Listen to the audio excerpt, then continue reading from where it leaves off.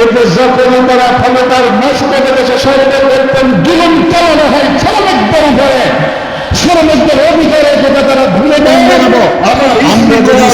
শ্রমিকদের অধিকার ফিরিয়ে আনতে চাই, মহতারাম আমিরুল মুজাহিদের আমিরুল মুজাহিদিকার ফিরিয়ে আনতে চাই, নেতৃবৃন্দ আমাদেরকে যেভাবে দিক নির্দেশনা দিতেছে, সামনে যেভাবে নির্দেশনা দিবেন, এই নির্দেশনার পালন করতে আমি আশা করি ইসলামী আন্দোলন আমি আশা করি ইসলামী আন্দোলন নেতাকর্মীরা ঝিমিয়ে দেখতে পারে না, ইসলামী আন্দোলন নেতাকর্মীরা ঘুমাইতে পারে না, ইসলামী আন্দোলন নেতাকর্মীরা ইসলামী আন্দোলনের যত নির্দেশনা আসুক না কেন, প্রয়োজন জ্ঞান দিলেন, প্রয়োজন নাম দিলেন, প্রয়োজন জীবনকে তুলে হলো এদেশে ইসলামী হুকুমত অবশ্যই কায়েম করে চলবে। أعوذ بالله من الشيطان الرجيم بسم الله الرحمن الرحيم إن الحكم إلا لله صدق الله العظيم আলহামদুলিল্লাহ ইসলামী শ্রমিক আন্দোলন বাংলাদেশ কেন্দ্রীয় কমিটি সভা কর্তৃক আয়োজিত আজকের বিশাল জনসমুদ্র উপস্থিত অদ্যকার জনসমুদ্র নবনির্মণে বাংলার লক্ষ কোটি মানুষের হৃদয় স্পন্দন নায়েব আমিরুল মুজাহিদিন হযরত মাওলানা সৈয়দ মোহাম্মদ ফয়জুল করিম সাহেব কায়নাত বারাকাতুহুল আলিয়া উপস্থিত আছেন আজকের মহাসমাবেশে কেন্দ্রীয় নেতৃবৃন্দ, ইসলামী শ্রমিক আন্দোলনের কেন্দ্রীয় নেতৃবৃন্দ, ঢাকা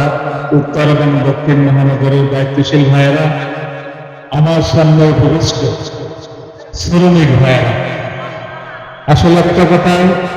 সবচেয়ে বড় সত্য, আজকে আমরা যারা স্টেজের ভিতরে এবং স্টেজের সামনে বসা আছি, আমাদের সকলের আজকের একটা পরিচয়, আমরা সকলে শ্রমিক। যেহেতু আজকে শ্রমিক আন্দোলনের সমাবেশ, ইসলাম যেভাবে শ্রমিকের মর্যাদা দিয়েছে, অন্য কোন ধর্মের ভিতরে সেইভাবে শ্রমিকের মর্যাদা দেওয়া হয়নি। আল কাসিম হাবিবুল্লাহ, এরপরে আল্লাহর হাবিবের নির্দেশ, শ্রমিকের শরীরের ঘাম মোজার আগে তোমরা তাদের মজুর দিয়ে দাও। যুগ যুগ ধরে আমাদের শ্রমিকদের ন্যায্য অধিকার ফিরিয়ে আনার জন্য আন্দোলন চলতেছে, সংগ্রাম করতেছে, কিন্তু যেই যারা যেই পথে যেই মতে আমাদের আন্দোলন করা দরকার, আমি বলবো সেই ধারা আমরা শনাক্ত করতে আমরা ভুল করেছি। কারণ ইসলাম তারা আমাদের ন্যায্য অধিকার নিশ্চিত করতে, অন্তত পক্ষে বাংলাদেশে বেলা আমরা বলতে পারি, শ্রমিকদের ন্যায্য অধিকার যদি আমরা বাংলার জমিনে ফিরে আনতে চাই, ইসলামী আন্দোলন ছাড়া বিকল্প কোনো রাস্তা নাই। আমরা যদি শ্রমিকদের ন্যায্য অধিকার ফিরে আনতে চাই, মহতারাম আমিরুল মুজাহিদের নেতৃত্ব ছাড়া বিকল্প কোনো পথ আমরা কোনো দেখতেছি না। কারণ এদেশের জনগণের সাথে ঝাঁক ভাগ ধোঁকা দেওয়া হচ্ছে। যখনই যারা ক্ষমতায় যাওয়ার দুঃস্বপ্ন দেখে,